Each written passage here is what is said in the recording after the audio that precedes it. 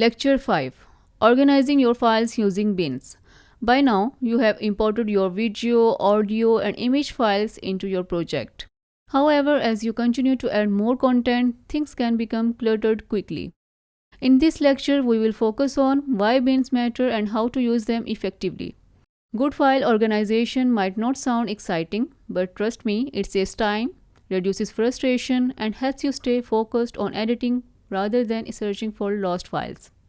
Objectives of the lecture: by the end of this lecture, you will be able to organize video, audio, and images into relevant categories. Nest bins inside other bins to further sort your assets. Work more efficiently by maintaining a clean project layout. Why organization matters in editing. Imagine trying to write a paper with your notes scattered across 5 notebooks and loose papers. Editing without organization feels the same, confusing and inefficient.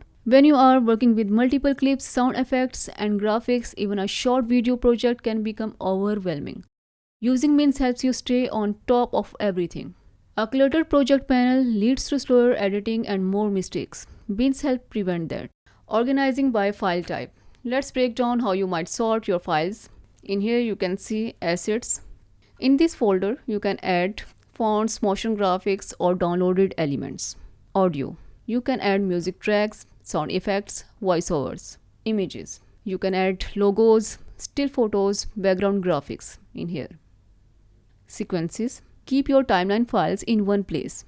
Video clips. You can add all your raw footages in here. Just drag this file into the folder like this. This won't move them on your computer, it's just organize them within the Premiere project. Using nested bins for better sorting. For larger projects, you can take it a step further by nesting bins inside other bins. To create a nested bin, double-click on this folder. Then right-click inside it and select New Bin. And just rename that. And press enter. You can color label your clips or bins too. For example,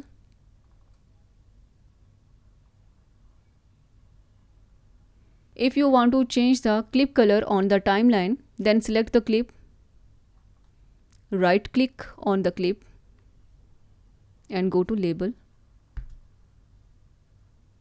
and select your color, for example yellow.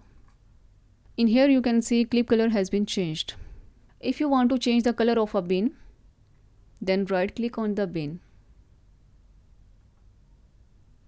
and select label and choose your color, for example rose. The changes has been done. Maintaining a clean workspace. Once you have your bin set up, collapse bins you are not using to reduce visual clutter. Delete any duplicate or unused files. Use the search bar in the project panel to quickly find clips by name. Keeping things tidy from the start makes editing smoother, especially when deadlines are tight or you are working in a team.